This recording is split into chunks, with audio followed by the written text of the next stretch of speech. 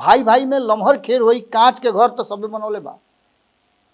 कांच के घर तो सबे बनौले बा, पत्थर सबके हाथे बा, झमेल हुई। हकीकत का बा उ दोनों आदमी जानता है, लेकिन फायदा दोनों के हो रहा बा। एमे परेशान के बा तो जे दिल्ली में सरकार चलावता हूँ यानी भारतीय जनता पार्टी बहुत मुसीबत में बा, बड़ी फेरा में पड़ल बा कि भाई कहीं खेला मत हो जाए।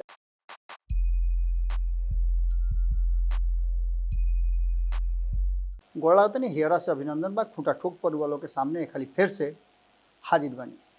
ये हाजिरी में आज हम बिहार और बिहार से जुड़ल राजनीति के बात तो बतेबे करब, का अपडेट भइल बा 24 घंटा में इहो बताई, लेकिन एक साथ साथ 4 गो लाइन से शुरुआत करतनी कि लड़ाई सत्ता के बड़ी बेजोड़ हुई।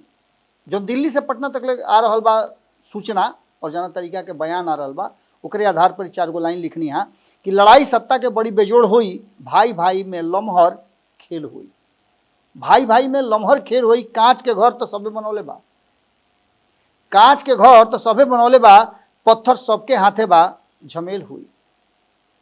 यानी सीधे तौर पर वह समझ ली कि जौना तरीका से चाचा भतीजा के एक दूसरा से मिलला के कारण छोटा सा बात रहे, लेकिन वो इतना बड़ा तितकी लेखा ऐसा ना बेदलस कि वह देखल होगा कि जैसे खेत उत में पराली जरावे खातिर एगो माचिस मारल जाला, सौंसे खेत जौन बा ध ध ध ध धू धू करके जले लागेला।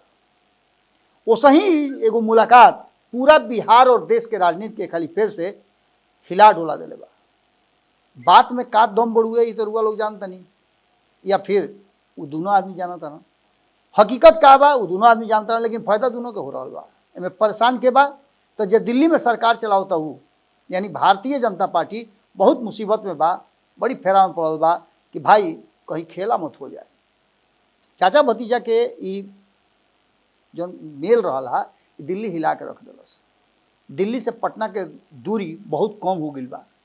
रुआ देखल होगा कि 1 घंटा में जाना 1 घंटा में आना, धड़ाधड़ नेता लोग एक कोना से वो कोना भागल जाता रहे, दौड़ता रहे और कोशिश कर जाता कि सब कुछ ठीक बा, एकरा के साबित कर दिया।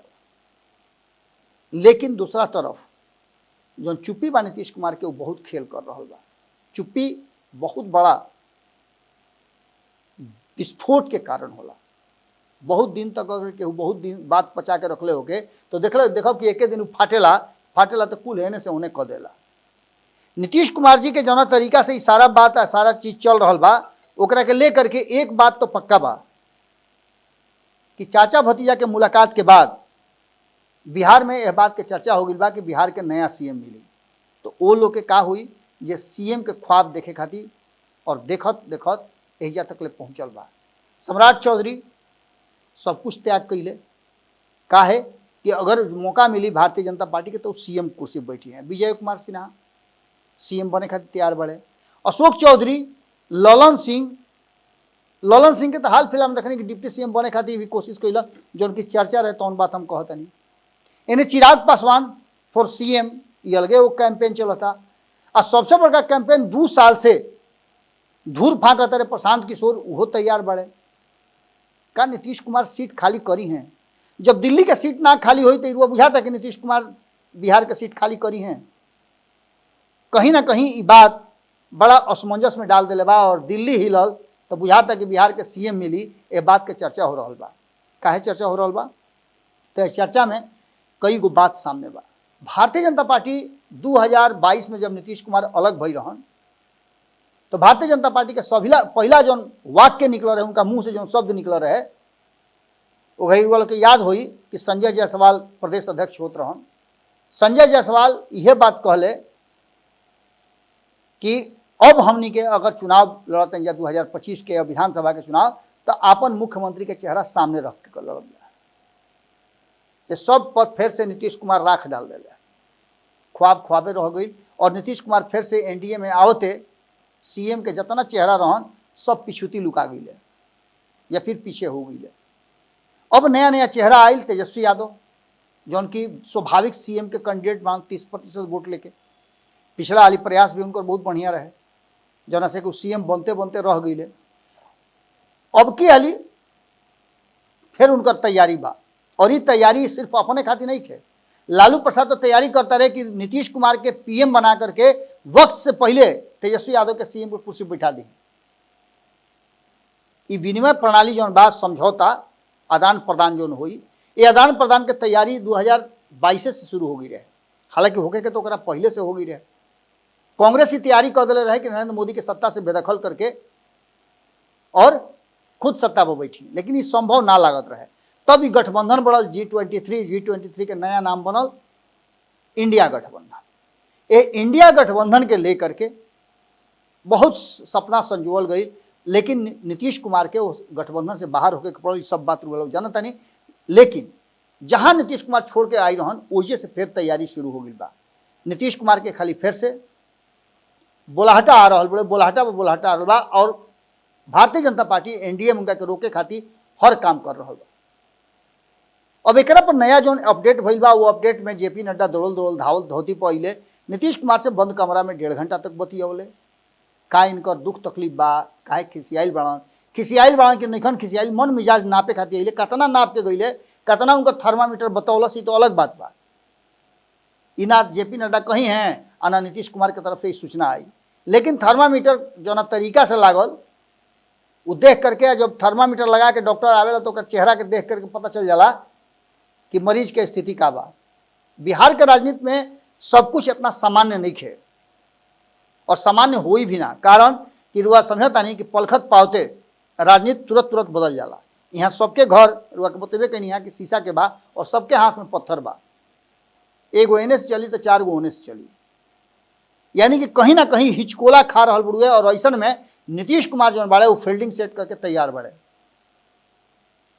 चाहे रन आउट कर देस या फिर कैच आउट कर देस या हिट विकेट करे खातिर मजबूर कर देस या बोल्ड कर देस, कारण कि बाउंड्री पर वो रन ना मारे दी हैं। और ऐसा स्थिति में जब वह 272 गो रन बना के जीते के बाद और वह 32 से पीछे बानी, तो एक मतलब बढ़ुए कि वह 32 रन बनावे खातिर 1 ओवर में छक्के खाली मारही के हुई। और निश्चित रूप से हर बॉल पर छक्का मारे से पहले रुआ डर जरूर मन में होई कि कैच मत हो जाई, कारण कि पूरा बाउंड्री तो पैक कर दिले बड़े। नीतीश कुमार अभी भी ये बात के लेके पूरा आसान्वित बाण कि 18 गो तो सांसद उनका हाथ में बाण, यानी बिहार से अगर भारतीय जनता पार्टी एनडीए के ही बात करी तो एनडीए के ही नीतीश कुमार के 12 गो, 5 गो चिराग पासवान के और 1 गो जीतन राम मांझी, ये 3 लोग तो नीतीश कुमार के साथ बा। अगर गठबंधन से इन्हें उन्हें होत भी नहीं खन तब भी बताओ तनी, अब बाकी अगर गठबंधन से बाहर हो जाता है तो 28 को हो जाता। ये 18 गो अगर नरेंद्र मोदी के खेमा से बाहर हो जाता तो मात्र 2 गो उनका लगे बेसी रही 72 में, यानी 3 गो और सांसद इन्हें उन्हें हो जी हैं तो नरेंद्र मोदी की सरकार अल्पमत हो जाएगी। निश्चित रूप से नीतीश कुमार के मनावे के और नीतीश कुमार के समझावे के, उनका के हरदी गुर्दी कहे खातिर यही से लोग भारतीय जनता पार्टी के लोग लगातार तैयारी कर रहा बा। लगातार भारतीय जनता पार्टी के शीर्ष नेतृत्व के लोग नीतीश कुमार के मनावे और नीतीश कुमार के जो करीबी लोग बा वो लोग से बातचीत करे, मंत्रणा करे के तैयारी शुरू कर दिले बा। अशोक चौधरी लगातार जिनका के नीतीश कुमार दिल्ली से पटना तक के दौड़ लगवाओ तरन, वह बात के कहीं ना कहीं मौका बढ़ुए और ये मौका पर नीतीश कुमार चूकस ना। एगो बात रुआ लोग के और बताए तनी कि नीतीश कुमार के एगो बड़ा बढ़िया रणनीति रहा। वो रणनीति रहा कि नीतीश कुमार भारतीय जनता पार्टी के सामने अपना के कभी दबत ना देख ले, लेकिन 2020 में भारतीय जनता पार्टी नीतीश कुमार के दबावे के कोशिश कैलस। नीतीश कुमार दबले तो ना, लेकिन नीतीश कुमार थोड़ा कमजोर जरूर भइले और यह कारण रहे कि कमजोर उनका होते RCP सिंह जाकर के मंत्रिमंडल में शामिल हो गए। जबकि वह याद हो कि 2017 में नीतीश कुमार जब महागठबंधन छोड़ के एनडीए की तरफ गई तो उनका ऑफर पर ऑफर रहे, लेकिन मंत्रिमंडल के हिस्सा ना बनले। ये बात कहल जात रहे कि राज्यसभा के सदस्य बाड़न उनकर, लोकसभा में भी 2 गो 3 गो उनकर सांसद बाड़न, वो मंत्रिमंडल में शामिल हुई हैं, लेकिन ना भइले, कारण कि दबाव उनकर कमजोर हो तो उनकर बार्गेनिंग पावर जौन बा वो कम हो जाए। ये चलते दबाव बनौले रहे और मंत्रिमंडल के हिस्सा ना बनले। 2019 में ओकर फायदा भी मिलल, वो लोग के पता बढ़ले बा। 2019 के चुनाव जीतला के बाद भी वो मंत्रिमंडल में हिस्सा ना बनले, कारण कि तब उनका लगे 2020 के चुनाव रहे जहां उनका मुख्यमंत्री के कुर्सी हर हाल में अपना हाथ में रखे के रहे। ये चलते दबाव बनैले और 2019 में भी मंत्रिमंडल में शामिल ना भइले। लेकिन 2020 के चुनाव के बाद आरसीपी सिंह तनी मनी गड़बड़ कैले, जना के चलते भारतीय जनता पार्टी दबाव बनावे लागल और अपन मुख्यमंत्री के बात भी करे लागल। नीतीश कुमार की बात बर्दाश्त ना भइल और नीतीश कुमार फिर से अपन पाला बदल ले। उनका यह बात के संदेह होखे लागल कि उनकर कुर्सी और उनकर पार्टी दोनों खतरा में बा। खैर, अब जो वर्तमान स्थिति बनल बा ओकरा में नीतीश कुमार 12 गो सांसद के जिता करके अभी भारतीय जनता पार्टी के चक्का न चौले बड़ा। अभी रुआ सुनले हो कब कि ललन सिंह कहले है कि जो बिहार के राजनीति धूरी बा वो नीतीश कुमार हवे, उनके पर पूरा बिहार के राजनीति चक्कर खा रहा बड़ुए। अब ऐसा में रुआ समझता नहीं कि अगर चाचा भतीजा के जो गठजोड़ हुई तो सबसे पहले झटका अगर केहू के लागी तो भारतीय जनता पार्टी के तो लगबे करी। सबसे पहले झटका लागी ललन सिंह के कि उनकर मंत्री पद चल जाई। इस सारा तैयारी और सब कुछ ये बात के तरफ इशारा कर रहा बा कि नीतीश कुमार के सिर्फ 12 गो सांसद के रुआ मत देखी, नीतीश कुमार के ताकत देखी। और नीतीश कुमार के ताकत के साथ उस सारा जो लोग भारतीय जनता पार्टी के साथ मजबूरी के गठबंधन कैले बा उस सारा लोग के अरमान फिर से जाग जाई। ऐसा देश में पहले भी हो चुकल बा, जो लोग बार बार हम बताओ तनी।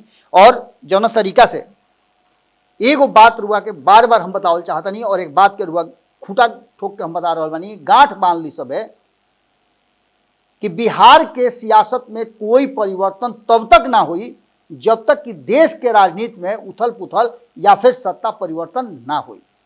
अगर देश के राजनीति में, देश के सियासत में देश के सरकार अगर पलटत रुए, देश के सरकार अगर पदच्युत होता, एनडीए के सरकार यदि गिरत रुए, तब वहीं बिहार में सरकार गिरी या फिर कोई मुख्यमंत्री के कुर्सी पर बैठी। अन्यथा नीतीश कुमार ना तो मुख्यमंत्री के कुर्सी छोड़े वाला बाड़े और ना नरेंद्र मोदी प्रधानमंत्री के कुर्सी छोड़े वाला बाड़े। यानी सारा खेल जो हो रहा बा वो खेल में एक गो जो हकीकत बा, सारा कयास अपना जगह पर और हकीकत अपना जगह पर। एक ही हकीकत बा कि जब केंद्र के सरकार भसावे के क्षमता नीतीश कुमार में हुई, लालू प्रसाद में हुई, कांग्रेस में हुई, तब वहीं बिहार के सरकार बदली। एकरा अलावे और कोनो चांस नहीं के जे सीएम बने खातिर अपन गमछी, पगड़ी, कुर्ता, पैंट सिवा के बैठल बा, बंडी सिवा के बैठल बा, वो अभी इंतजार करो। कारण कि अब ही नीतीश कुमार इतना जल्दी कोई फैसला ना ली है और सहू दिसंबर से पहले कुछ होखे वाला नहीं है। एक दो दिन में रुआ लोग के और भी भीतरिया खबर निकाल के देव। नमन जी के अला के बाद, नमन जी दिल्ली से पटना आ रहा बा, दिल्ली के अलावा और रुआ से बतल ही नहीं कि और कई गो स्टेट में वो गई रहा है, जहाँ चुनाव रहा वो क्षेत्र में गई रहा है। इस सारा बात के लेकर के जब कलेक्शन उनका लगे आ जाई, विभिन्न राजनीतिक दल के शीर्ष नेतृत्व के लोग से बातचीत करके जब पटना पहुंची हैं तो बहुत सारा रुआ लोग के पंचनामा पर भी, खूंटा पर भी और भारत लाइव पर भी बहुत सारा खबर मिली, बहुत सारा इनपुट मिली जौन की बिहार और देश के राजनीति के प्रभावित करे वाला हुई। आज खूंटा ठोक में रुआ लोग से विदा लेतनी, कल फिर मुलाकात हुई। गोड़ लागत।